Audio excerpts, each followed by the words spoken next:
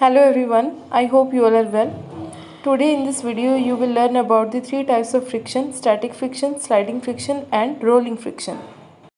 Is the force of friction comes into play only whenever there is relative motion between the two bodies, or is there any other kind of friction? For example, if you want to move a stationary sofa which is very heavy, then you need to push it. So whenever you push the sofa will not move. There will be no any movement of this sofa even if you are applying a lot of force on it. So what could be the reason behind this? The reason is static friction.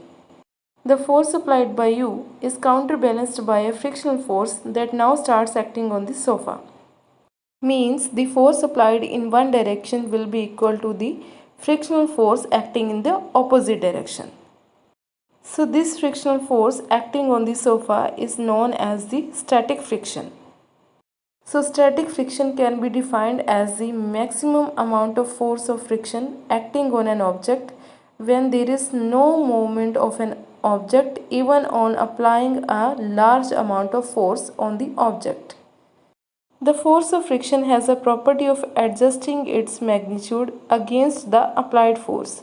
So that's why the static friction is also known as self-adjusting force. Means as you increase the applied force, the force of friction also increases. So this is the reason the static friction is also known as self-adjusting force. There are some applications or advantages of static friction. For example, it prevents objects from slipping or skidding. As in the picture you can see a ladder is resting against a structure. The ladder is not falling, this is just because of static friction. So here is the static friction that acts at the bottom of the ladder and keeps it stationary. We know that when the force applied on a body is small, it will not move due to the frictional force. But when the applied force becomes greater than the opposing force or the force of friction, the object starts to move or slide against the surface. Hence, the sliding friction comes into play when the body slides over the surface of another body.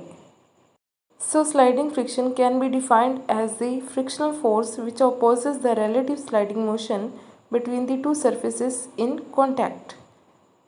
So, in simple words, we can say that if an object is in motion over a surface, then the frictional force offered by the surface is called the sliding friction.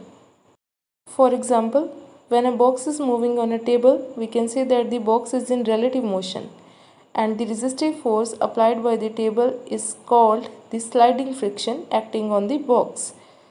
Remember that the object should be in relative motion. As motion is involved in this type of friction, so it is also known as kinetic friction. So apart from the two types of friction that we have discussed, there is one more type of friction that is known as rolling friction.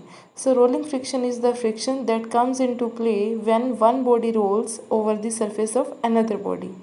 This is called rolling friction. In the picture you can see a person is rolling a drum, which is very easy for him. So why it is easy? Why rolling a drum is easy as compared to sliding it or by simply moving it with the hands? The reason is that the rolling friction is less than the sliding friction and the sliding friction is in turn less than the static friction. So let us understand this with the help of an example. For example, take a box and place it on a table.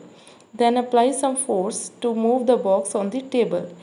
Similarly, take another box and keep it over the top of two cylindrical pencils. Then push it. You will observe that the force required in this case will be less than the force required in the first case. So why is it so? Has the pencils reduced the friction between the box and the table? Yes. So the force of friction will be less when the pencils were placed underneath the box. Similarly, when we are traveling to another place and we have to lift a very heavy suitcase, then we have the option of dragging it along the ground, or if the suitcase is provided with rollers, we can roll it. So it is easy to roll a heavy box or heavy suitcase than to slide it.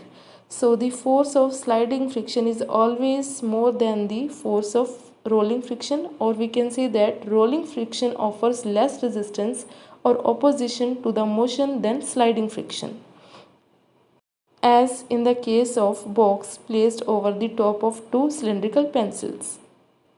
So that's why we have wheels in all heavy and light vehicles, to reduce frictional force and effort. Further, the force required to keep a box sliding over another surface is lesser in comparison to the force required to initiate the motion. So, static friction is the maximum value of friction out of the three types of friction.